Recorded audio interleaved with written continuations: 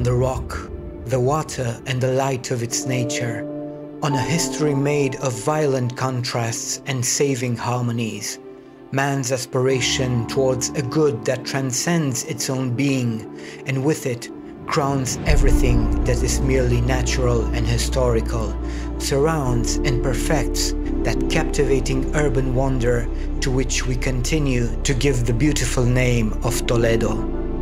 Quote by the famous Spanish poet Rafael Alberti about the imperial city. Just one among hundreds of other quotes famous writers, historians, and anyone that comes to visit Toledo have uttered. A World Heritage City, Toledo is considered the city of the three cultures. Within its walls, Muslims, Jews, and Christians lived together for centuries with their own customs and in relative peace. This fact is evidenced by the different architectures that this city presents. In the year 193, this ancient city dating back to the Bronze Age was conquered by the Roman Empire, reconstructing it and renaming it Toletum. The city developed an important iron industry that led to coinage. Towards the end of the fall of the Western Roman Empire, the city of Toledo was conquered by the Visigoths, 1418, and Leovigild, their king, established his courts in the city, converting Toledo into the capital of the Hispano-Gothic kingdom. In the year 711, this city was conquered by the Muslims, though they were never able to completely subdue it. The walls of Toledo date back to this Islamic era, when there are vestiges and documentation of their existence.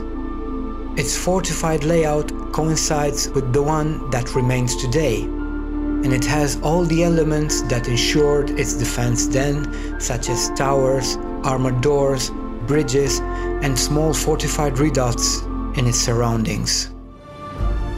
One of the entrances of the city is through the gate called Puerta de Bisagra.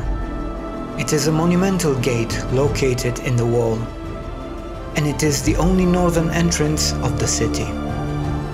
There is some debate regarding the origins and antiquity of this door, which could be from the Arab or Mudejar period, since archaeological remains have been found and there has been news of it since ancient times, but it must have been in very poor conditions when in the 16th century total reform of it was undertaken.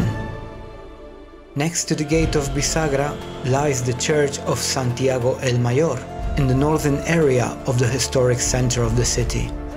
It was built in the second half of the 13th century under the patronage of Sancho II, King of Portugal. It is one of the clearest examples of the Toledo Mudejar style building due to its large dimensions and pure lines, built in brick and tap masonry. Walking up into the city, we find the Plaza de Zocodover, which has been beautifully defined by Julio Porres Martin Cleto as a little piece of Castile, cattle market, melting pot of language, concentrations of various small shops, and repeated scenes of celebration, public execution acts, and small provincial vanities for several centuries. This square was constructed in the Roman period, but its name, Zocodover, originates from the Arabic language, which means beast market. One of the landmarks that stand out over the Toledo skyline is its fortress, or Alcázar, called in Spanish. The Royal Alcázar of Toledo is a military fortress situated in one of the highest parts of the city. The structure is in a rectangular shape, about 60 meters in length, and the towers measure up to 60 meters in height. Its privileged location has made it a place of great strategic value, and this is what they sensed the various peoples that settled there. Its name is due to one of those denominators, the Arabs, who are the ones who called it Alcázar, which means fortress. Its construction began in the 3rd century as a Roman palace, followed by the Visigothic era when King Leovigild established his capital there.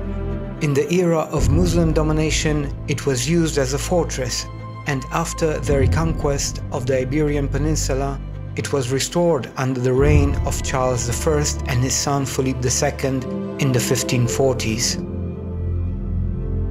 Walking from the Alcázar to the center of the city, we find the Cathedral of Toledo. Manuel Bartolomé Cosío, pedagogue and Spanish art historian, used to say, "The Cathedral of Toledo is the most clearly Spanish example of Gothic architecture, which here undergoes an adaptation to the classical environment. It is the first in Spain and one of the few in the world in terms of beauty and perfection." And true were his words. This enormous building, constructed between 1226 and 1493, is an emblem of the French Gothic era in Spain. The St. Mary Cathedral, or Primada Cathedral of Spain, measures up to 120 meters in length and 59 in width, consisting of 5 naves, a transept, and a double ambulatory. Its main entrance, through the Gate of Forgiveness, flanked by the 92-meter tower to its left, is situated in an irregular-shaped square, where the town hall and the Archbishop Palace are also located. This large gate is adjacent to 2 smaller gates, the Gate of the Final Judgment on the right and the Gate of Hell on the left. There are 5 more gates that are on different sides of the cathedral. The oldest one is the Gate of the Clock, constructed at the beginning of the 14th century in its northern facade, and the most modern one is the Gate of the Lions. Dating to the 15th and 16th century, its name refers to the lion sculptures that crowns it, though it is also known as the Gate of Happiness. The tower of the cathedral, designed by the architect Álvar Martínez, began its construction in 1425 in a predominantly Gothic style but with some Mudejar influences. Its architect finished 4 of the 5 bodies that form the tower. The octagonal 5th one was the work of Hanneking de Brussels, introducer of the Flemish Gothic style. The Cathedral of Toledo is one of the Castilian buildings that has preserved most of its medieval stained glass windows. The oldest stained glass windows and also the most appreciated for their beauty are those in the transept rose window above the door of the clock, dating from the 14th century, and some others above the ambulatory. Another place to visit in Toledo is the monastery of San Juan de los Reyes. Raised by the Catholic monarchs to commemorate the Battle of Toro in 1476, the general layout of this construction is the work of Juan Guas. It has been stated that San Juan de los Reyes is the first monument in Toledo that does not adopt the slightest sign of Arab or Mudejar art, thereby wanting to defend that its style belongs to the great Westernist current that invaded Castile in the middle of the 15th century. If this opinion has been defended to highlight the innovation that Gothic Flemish art represents, not only for Toledo but for the entire Spanish culture, it is no less true that the crossover between Gothic Flemish art with that of Islamic and medieval tradition in Spain makes San Juan de los Reyes a very peculiar monument. In fact, the European forms, due to their insertion into native Mudejar forms, manages to make it the most representative work of a new and original art that will be called Hispanic Flemish, also known as Elizabethan art. A very interesting bridge that crosses the Tajo River you should definitely visit is the Bridge of St. Martin. It is a medieval bridge over the Tajo River, located in the western area, from which you can see a magnificent view of the city. It was originally built in the 13th centuries, taking the name of the parish to whose jurisdiction it belonged, St. Martin. Of Mudejar style, on December 21, 1921, it was declared a national monument. There are many more places to visit in Toledo. more perhaps that only a few days allow, like the Church of Santo Tomé. In its interior we can find the masterpiece of the famous painter El Greco, the burial of the Lord of Orgaz, or even the museum that bears his name.